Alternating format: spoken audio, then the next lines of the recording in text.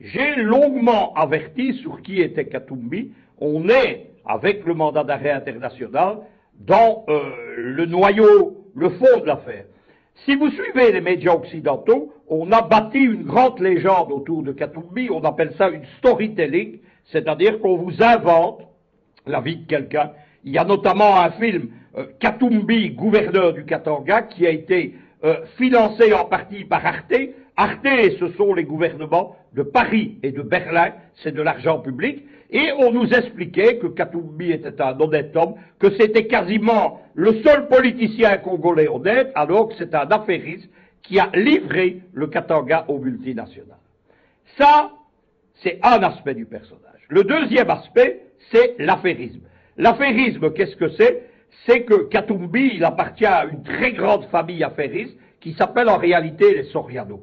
Lorsque vous fouillez dans les dossiers Katumbi, vous voyez qu'il est détenteur de 3 passeports différents, avec 3 nationalités, et que dans ces passeports, il ne porte pas le même nom. Il y a notamment un Moïse Soriano, qui conclut les contrats Soriano, Katumbi, Katumbi bis, on ne sait pas très bien. Troisième chose, Katumbi, c'est le choix d'un scénario politique.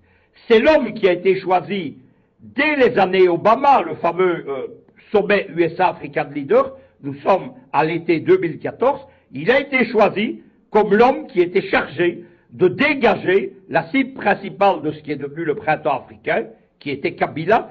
Kabila invité au sommet USA-African Leader et qui s'est vu opposé à une conférence de presse à John Kerry, qui était le ministre des Affaires étrangères américain de l'époque, et le but était très simple, c'était d'humilier Kabila, qui a été sous-estimé et qui a compris directement ce qui se passait. Que devait être Katumbi? Katumbi devait être le candidat unique de l'opposition. On a, mais les Américains ont l'habitude de le faire, surestimé sa popularité, et on lui a bâti les moyens de ses ambitions politiques.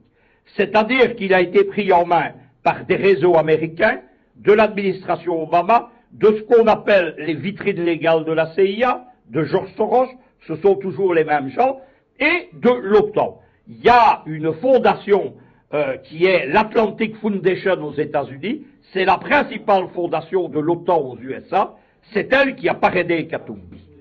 Katumbi, qu'est-ce qu'on a fait? On lui a créé tout d'abord une ONG puissante, dont le but officiel, ne souriez pas, ne riez pas, il n'y a pas de quoi, c'est le panafricanisme.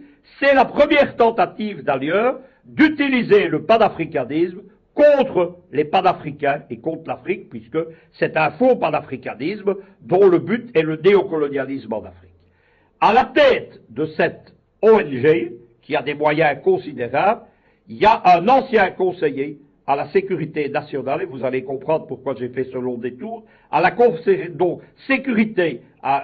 à la sécurité nationale d'Obama, c'est le général Jones. Le général Jones, lorsqu'il cesse d'être conseiller, c'est un militaire du Pentagone à la retraite.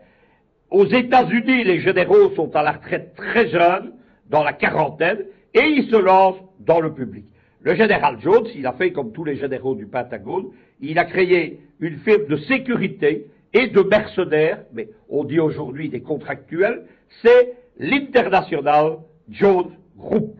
Le groupe international Jones qui procure notamment des gardes du corps, qui procure des gardes de sécurité dans toute l'Afrique. Jones a une particularité, il dirige une firme de mercenaires, il est bien introduit dans l'administration américaine, mais c'est aussi le principal administrateur de l'ONG de Kabila. Kabila, à un moment donné, introduit des mercenaires au Congo, sous prétexte, dit-on, d'assurer sa sécurité. En réalité, il prépare un mauvais coup. Ces gens sont arrêtés.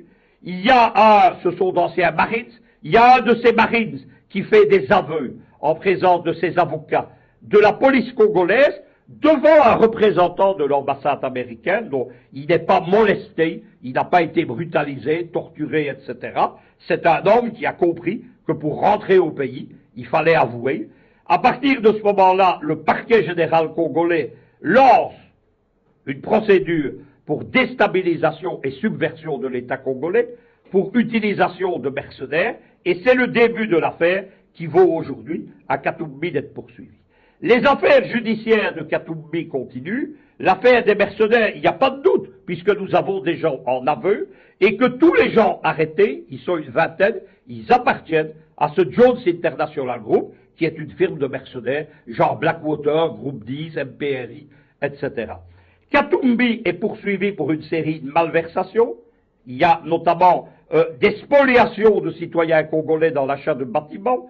Il est condamné, il est en appel. La presse occidentale, les Belges surtout, nous disent, Katumbi, il est innocent. Regardez, il est en appel. Quand vous êtes en appel, vous n'êtes déjà plus innocent, puisqu'il est en appel contre une condamnation. Deuxième procédure qui suit, c'est la procédure, l'affaire, ce qu'on appelle l'affaire des mercenaires, je le répète, sur lequel il n'y a pas de doute, et ce que veut le parquet général congolais, c'est arrêter la petite musique de nuit, où la presse belge, en particulier Le Monde Afrique, sa petite sœur, la Libre Belgique Afrique à Bruxelles, nous raconte que Katumbi est poursuivi politiquement, c'est un agneau blanc innocent, on l'a empêché d'être candidat, il n'a pas pu venir déposer sa candidature, non pas parce qu'on lui a interdit de rentrer, mais parce qu'il y a un mandat d'arrêt international contre lui, et qu'il conviendrait qu'il se constitue prisonnier et qu'il soit incarcéré, ce qui suffit d'ailleurs à empêcher sa candidature aux élections. Mais Katumbi reste un des jokers des Occidentaux, puisque vous avez vu ce rassemblement de 8 partis de l'opposition congolaise, alors que les candidatures à la présidentielle sont déposées en cours d'être examinées. Donc, dire maintenant nous allons présenter un candidat unique, ça veut dire qu'on s'apprête à saboter les élections. Et certains de ces partis de ce G8, ce sont des gens qui espèrent toujours présenter un Katumbi avec les moyens américains financiers dont dispose Katumbi comme candidat à la présidentielle. Il était temps que Kinshasa siffle la fin de la récréation.